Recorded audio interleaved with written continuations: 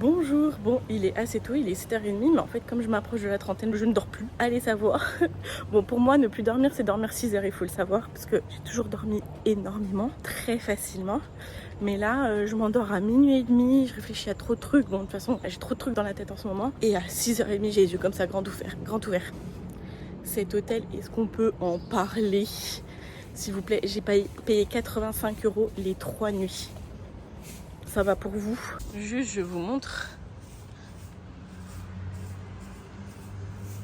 une partie de la piscine là, petit pont et les piscines qui arrivent devant les petits apparts quoi. Après, bon, les apparts en eux-mêmes, parce que là du coup c'est pareil, c'est un petit appart hôtel, c'est pas incroyable, enfin c'est bien.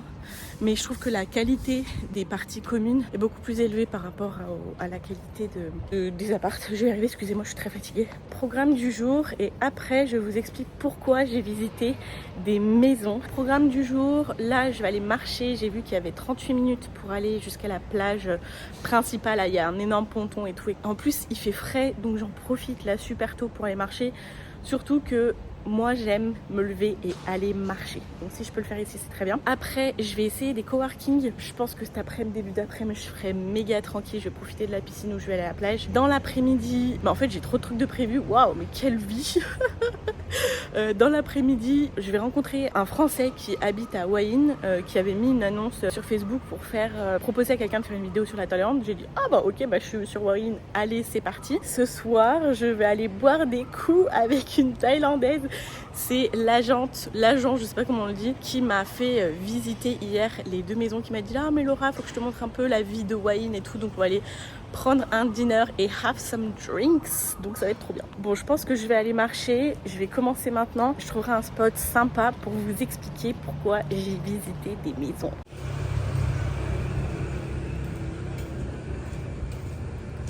Ça fait je crois une demi-heure que je marche.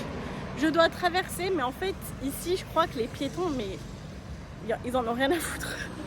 Il n'y a pas du tout de passage piéton. Donc là c'est la grande route. Je dois aller là-bas. Et ça fait des mètres que je marche et il n'y a pas un putain de passage piéton. Vous voulez voir ce que c'est la Thaïlande? Les poulets qui sont au bord de la route, tout va bien.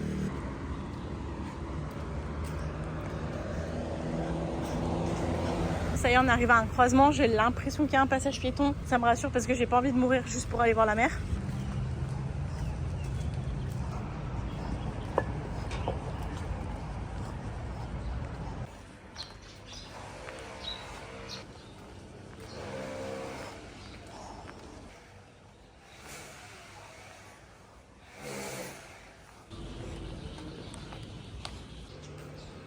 Et je me suis encore perdue. Tout est tellement différent que tes repères sont différents aussi. J'ai pas trouvé la route pour aller à la mer. Bon, j'ai trouvé un semblant de chemin, on va voir. Je voulais aller là-bas, tout là-bas, mais je sais pas, je vois pas de chemin. Bref, je vais passer par la plage. Bon bah voilà, c'est incroyable. En fait, ce que j'aime beaucoup, je pense que je vais vous faire une vidéo sur la Thaïlande, sur mon avis et tout sur la Thaïlande, mais regardez, voilà. Là, on a des pilotis d'une ancienne construction qui sont là. Et à côté, on a des trucs magnifiques comme ça. Je pense que la mer va monter dans pas longtemps. Le monsieur, il est à côté de son bateau et je pense qu'il attend que la mer monte. Et j'ai l'impression qu'il va y avoir de l'orage. Donc, je ne vais pas traîner. Je voulais vous dire ça, je trouve que c'est un merveilleux exemple de la Thaïlande. En tant qu'Européen, ne vous attendez pas à avoir des choses aussi propres, organisées, rangées, safe dans un sens que je vais vous expliquer. Ici, c'est un peu le chaos organisé. Comme je vous l'ai dit, il n'y a pas de passage piéton. Il y a une grande résilience en fait aussi. Voilà, il y a un truc qui est déconstruit, ça reste là, ça fait partie du paysage. C'est un tout qui devient beau. Comme ça par exemple, je pense que c'était un ancien ponton, ben, ça fait toute la beauté de l'endroit en fait. Je pense qu'en Europe, ça serait des choses qui auraient été enlevées, etc. Sauf que bah, ici, on accepte le chaos désorganisé, mais tout est organisé. Oula, ne tombe pas. Quand je dis safe, c'est beaucoup plus safe pour moi que en Europe. Enfin voilà, il n'y a jamais personne qui t'embête et tout, même s'il faut faire attention. C'est pas safe dans le sens où il y a très peu d'endroits pour marcher. T'as les ordures, elles sont un peu de partout. ça pue souvent. Bref, je vous ferai une vidéo là-dessus. Voilà, chaque pays a ses avantages et ses inconvénients. Mais en tant qu'Européen, au début, ça peut faire un assez gros choc culturel parce que on a l'habitude à ce que nos rues, elles soient nickel, bien rangées, qu'il y ait des trottoirs de partout, passage piéton, tout soit hyper sécurisé, cadré, etc. Alors qu'ici, c'est à la bonne franquette, quoi. La mission, c'est d'aller sur ce ponton. Sauf que là-bas, je sais pas s'il y a une entrée. Coucou le chat.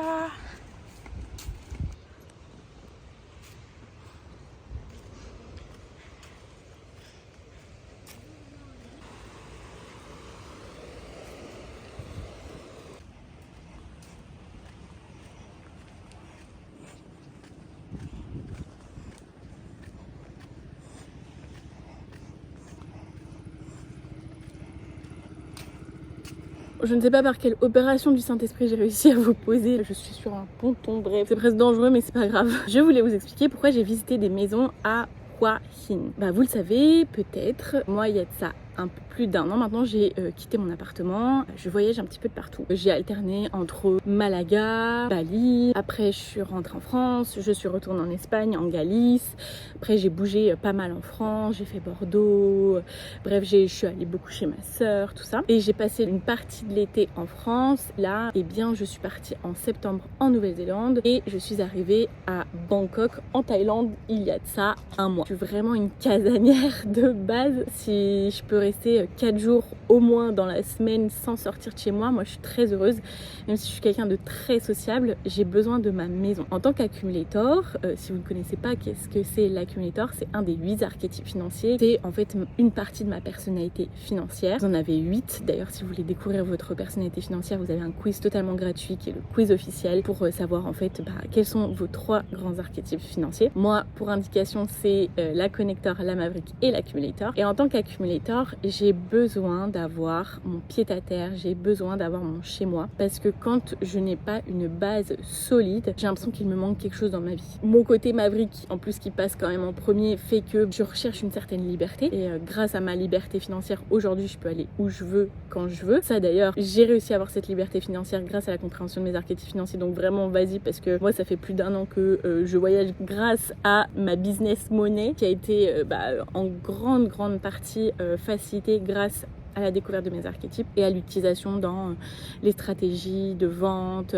dans mon money mindset, etc. Mon côté maverick fait que j'ai envie de découvrir plein de choses, fait que j'ai aussi un peu de mal à me poser. C'est en fait ma plus grande contradiction finalement. J'ai besoin d'explorer, ça me fait flic, pour pas dire autre chose, de me dire que je vais me poser à un endroit et je vais plus bouger, etc. Même si je sais que en soi je peux partir voyager, sauf que une vie à l'étranger, c'est autre chose. Du coup, ça fait 1 an que je ne sais pas où je veux vivre. Je me suis dit, en fait là Laura, tu vas prendre le temps d'explorer des endroits pour voir si c'est des endroits où tu veux t'installer. Et j'ai fait Bali et je pensais que Bali j'allais kiffer tout ça. J'ai bien aimé mais je m'y vois pas vivre, c'est pas pour moi. L'Asie me challenge beaucoup parce que l'Asie c'est tout ce que je n'ai jamais l'habitude d'avoir. Enfin je sais pas comment expliquer. Mais l'Asie me challenge parce que c'est extrêmement dépaysant et j'ai quand même une partie de moi qui a extrêmement besoin d'être proche de mes racines.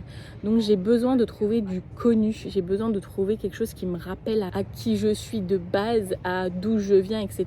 pour me sentir chez moi. Faut que j'arrête de lutter contre ça, sinon ça ne marchera pas. Je peux pas vivre dans un endroit qui est totalement différent où j'ai rien à me raccrocher en fait, tout simplement. Mais par contre, l'Asie apporte plein d'avantages. Le fait de rencontrer des entrepreneurs, le coût de la vie, on va pas se mentir, qui est vraiment très très minime. Tout est fait pour les digital nomades, t'as des coworking de malades mentales, tout est sur mesure en fait pour pouvoir travailler dans son business à l'étranger. Ça j'adore les coworking, que ce soit à Bangkok, je les ai adorés à Bali. J'adore le service. En Asie, tu vis un service, enfin, t'es accueilli comme une princesse. Peu importe où tu vis, tu peux avoir quelqu'un qui vienne te faire le ménage. T'as jamais à conduire. Tu peux t'acheter à manger pour vraiment pas cher. Enfin voilà, tout est fait pour que on puisse prendre soin de toi et que toi t'aies plus qu'à penser à kiffer ta vie et à travailler. Du coup j'ai été à Bangkok pendant 1 mois. Bangkok c'est génial, il y a plein de choses à faire, etc.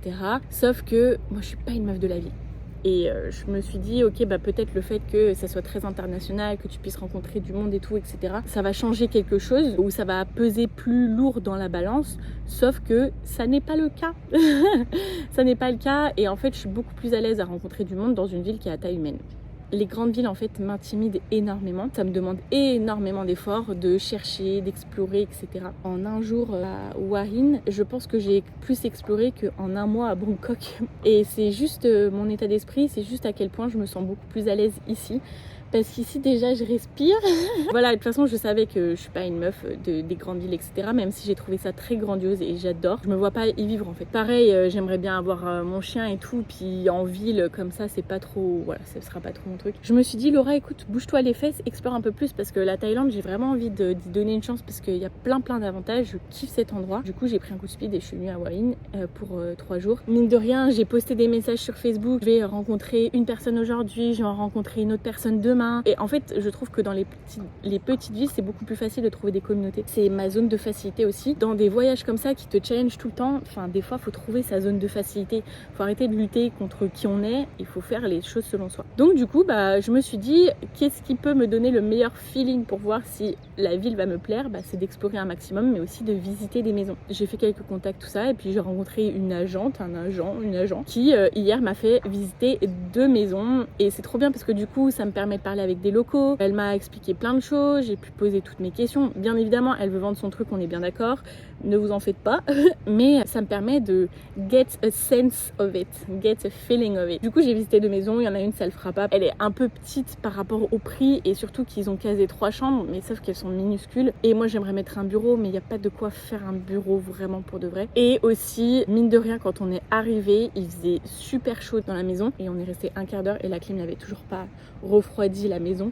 Et en fait, c'était en plein cagnard. Il y avait 0 ombre, il y avait 0 vent. L'air ne circulait pas. Moi, je m'en suis pas forcément rendu compte. Oui, il a fait chaud, etc. Mais après, on est parti et je lui ai dit ouais, qu'est-ce que tu penses et tout machin. Elle m'a dit franchement, tu vas avoir trop chaud ici. L'air circule pas. Il y a rien de mieux qu'un local qui vit avec les conditions météorologiques qui peut te dire ce genre de choses là. Alors que la première maison qu'on a visitée, je suis rentrée, j'ai dit wow, it feels so homey, vraiment on se sent à la maison. Donc du coup je visite, pour moi c'est la meilleure façon de manifester ton logement parce que faire des visites ça te montre ce qui est possible, ça te donne des informations, ça rend l'inconnu connu. Donc pour toutes les accumulators qui ont l'anxiété, qui recherchent pendant 1000 ans plein d'informations, qui ne savent jamais comment prendre une décision, surtout des décisions financières, eh bien il faut que vous fassiez en sorte que l'inconnu devienne connu et c'est exactement ce que j'ai fait. Là ça me donne encore plus de visibilité et ça me donne des informations. Alors je sais pas si je vais prendre cette maison parce qu'elle est quand même grande, il y a quand même 4 chambres. À la base je cherchais pas ça, mais comme j'ai demandé une maison où ils acceptaient les animaux, en fait c'est ce qu'elle m'a proposé. Vraiment elle est au top de mon budget, vraiment à la limite supérieure. Il faut que je réfléchisse.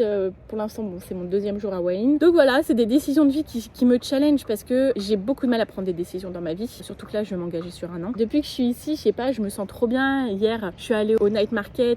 Vraiment, j'ai eu l'impression d'être dans les férias espagnols de mon enfance. C'était les mêmes nappes, c'était un peu le même feeling. Alors oui, c'est quand même différent parce que c'est pas les mêmes stands, c'est pas la même bouffe, c'est pas les mêmes gens. Mais purée, j'ai senti cette convivialité qui me manquait tant à Bangkok. Et moi, c'est ça que j'aime. Ça se trouve, je vais jamais prendre de maison à Hua Hin, j'en sais rien. Mais on explore, il faut explorer, il faut essayer pour que les choses deviennent possibles et réalisables et réalisées. Bon, j'ai quand même marché presque 1h30. Je m'attendais pas à marcher autant.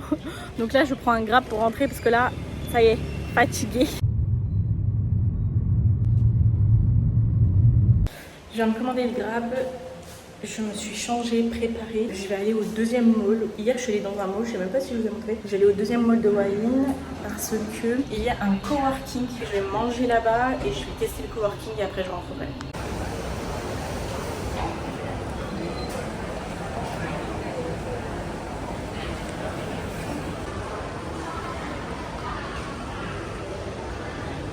Et hier, je discutais avec du coup la Thaï que j'ai rencontré, l'agente qui m'a montré les maisons. Et je lui ai dit, qu'est-ce que les Thaïs ils aiment faire le week-end? Elle me dit, nous, on aime aller dans les malls. Parce qu'on a tellement chaud tout le temps qu'en fait, dans les malls, comme c'est climatisé, on aime passer du temps au mall. Et en fait, c'est rigolo parce qu'en Europe, on veut aller au soleil et avoir chaud. Et en Thaïlande, ils veulent aller au frais. Donc c'est pour ça que les malls c'est vraiment très important. Alors du coup je parle des grandes villes, même si Hua Hin c'est pas une énorme ville, mais c'est quand même une grande ville. Et les gens adorent passer du temps au mall. C'est vraiment un truc qui est culturel. J'ai trouvé le coworking. C'est un endroit où juste t'as des chaises et des tables. Et c'est nul. Donc voilà. que je trouve un autre coworking pour regarder un petit peu s'il y a de quoi faire. Je me suis pris un petit watermelon smoothie. Je me suis acheté des habits chez H&M. Je me suis racheté un sac et un portefeuille. Voilà, là je rentre. Là, je vais rejoindre du coup la jante pour boire un petit coup, manger. Et puis voilà, ça va être cool. Ce que j'adore avec la Thaïlande, c'est que même si dehors, ça peut paraître très désorganisé, c'est un peu le chaos, il y a le fil électrique de partout, les trottoirs, c'est pas ça, etc. À l'intérieur, dans les bâtiments, tout est magnifique quoi. Je suis explosée, je suis fatiguée, je n'en peux plus en ce moment. Comme je vous l'ai dit, je dors pas tant que ça. Moi j'ai besoin de mes 8 heures de sommeil, mais je sais pas pourquoi je dors pas trop. J'ai marché 13 000 pas, là je suis juste fatiguée là j'ai juste envie de dormir. Mais non, allez on y va, on est quelqu'un de sociable, on explore le monde.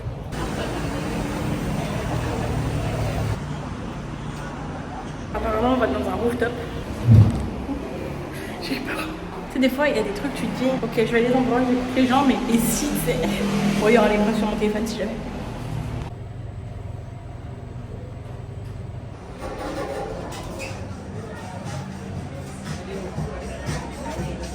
So I really wanted to make a part of the video with you because you're helping me right now to find a house. Yes, of course. Jem is trying to do something very difficult, find me a house That is pet friendly. because I know that I want my dog. I will have a small dog. It's very important for me, but like I trust you. I know you will find the perfect one. What did you think about the first one? I really like it. I feel like very cozy, you know, like very homey. It's really practical for you to live inside. I definitely see myself living here. It's 4 bedrooms, so maybe like we can find a smaller one. Yeah, smaller one. 2 or 3 bedrooms. So I will have to try harder. I'm so sorry. The second one that we saw, yeah, tell us. Yeah, the second one for me is like it's very nice, very like brand new and modern, but it's just like photogenic, you know. The pictures look really good, but then when you are in the house, everything seems very small, like not practical. The bedroom is just like only the bed. So Jem, what is the next plan like for the houses? What are we going to do next?